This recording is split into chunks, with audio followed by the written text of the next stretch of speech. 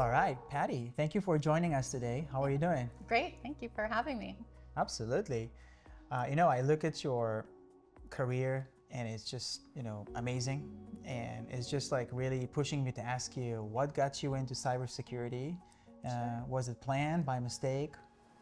It was partially accidental. I worked for my first startup in 2008. It was very small, it was 13 people and it went under. And about a year later, I had my identity stolen. And so Your real identity? My real identity stolen. It took about 2 years to get fixed. And along the way, I learned quite a bit about privacy and those types of things like security, securing your identity online, and became very interested in the subject. That's amazing. And then you decided you're gonna do security? I started out in IT audit, and so with a focus before Edward Snowden or Target breach or any of those things happened, I started out focusing on PCI and also data privacy, more specifically safe harbor audits at a very large company, at a company called Symantec, which was also a security company at that time. And I worked my way up and ending up managing IT audit there, and then left and went to multiple other companies running different parts of their program. That's amazing. It's a great story, actually. It's like you have a real motivation to go and fix and change something. Right. Yeah, it definitely was a motivator for sure. That's great. And now we're dealing with the largest contributor to the the most interesting change on Earth right now in humanity, which is cloud and AI. So let's go right into cloud. Sure. What do you see as a security leader as the biggest cloud security that you have today, biggest cloud security challenge that you have today? I think it's two things. One is I think there are more non-human identities than there are identities in the cloud space. And so having the visibility to understand what you need to look at, what the permissions are, and making sure that they're accurate and that your vulnerability management strategy in that scenario is working. And then the second thing I think is more related to permissions and runtime security and making sure that you're meeting the threats where they are in real time. Because generally speaking, security has always been more static or pre-monitoring versus and on the defensive, and we need to figure out how to become on the offense in that scenario. I couldn't agree more, and I hear you saying two things, which is we need to find, first of all, identity access management. We need to find the risks that are coming with this, who has permission to what, where do I see combinations of risk, and then we need to find threats. We need to find if people are in and what they do. Correct. Yes, absolutely. Detection is critical in that scenario, and making sure that you are doing it quickly and that it's evolving with the permissions that the potential threat actor has in your environment, so that you can see how they're moving around is going to be critical in that scenario. And also there's a lot of human errors in cloud security space. So obviously thinking about configuration management is still a problem that we haven't quite solved either. So the people side is always going to be a problem too. Correct. I always view as configuration and this CSPM as foundational part of cloud security. And I think it's going to be continue to be big, and it's going to be as big as and as important as APM at the end of the day. And then recently we've seen this is becoming the foundational thing, but there's a lot of focus on runtime, what's happening in my runtime environment.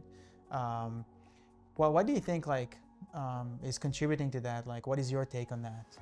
I think because we have not been able to meet developers where they are, thinking about those types of problems that are being created on the fly, as things are pushed into production versus, like I said, thinking about them previous to that environment and that workflow has been a critical gap.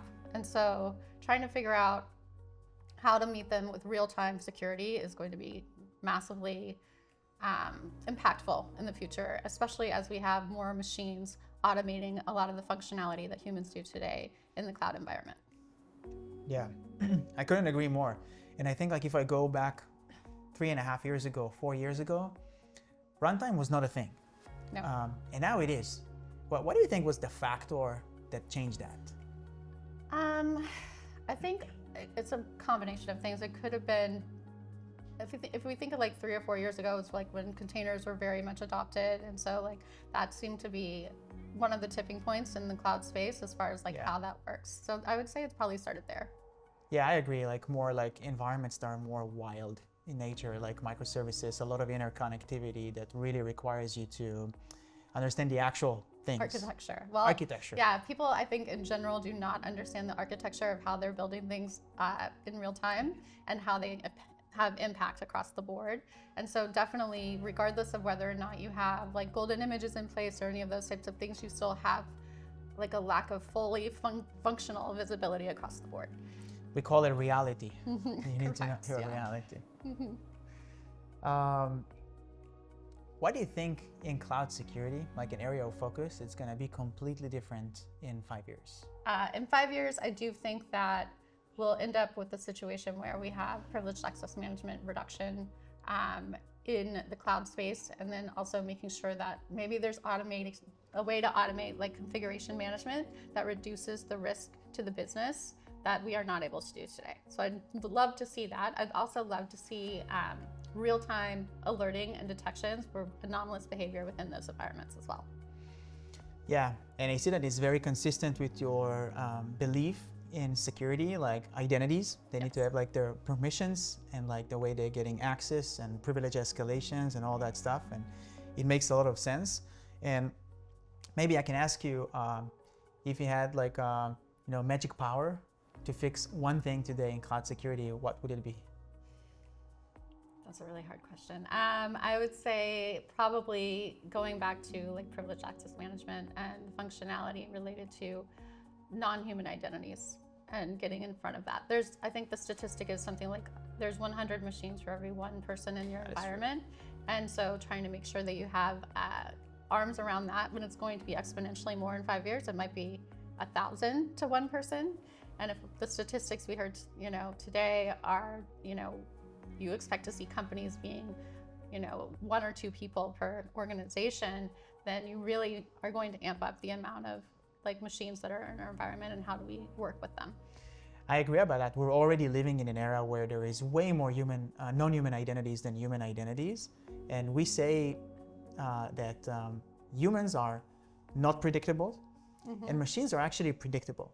Like if you have a non-human identity, it's usually going to do like send this API call, this log at this time of the day. Right. So it's actually in reality, like when we're talking about runtime, it's actually easier to secure them over time. Because of pattern matching and making sure that, Because of pattern matching. Okay. What would be the advice you would give to younger Patti getting into security, getting into cloud security? I think it would be that continue to learn something new every day, and also think about the outcomes versus the outputs. So as you start to think about how you work in business and work with your peers at other parts of the organization, it's not necessarily just about what you're putting out, but how you're affecting the broader outcome for the organization. Yeah, I couldn't agree more. It's like about working together and about like impacting. So that's great. Patti, I really enjoyed. Thank you so much. Yeah, thank you so much. And it's just the beginning of cloud security. Yes, very exciting. So thank you.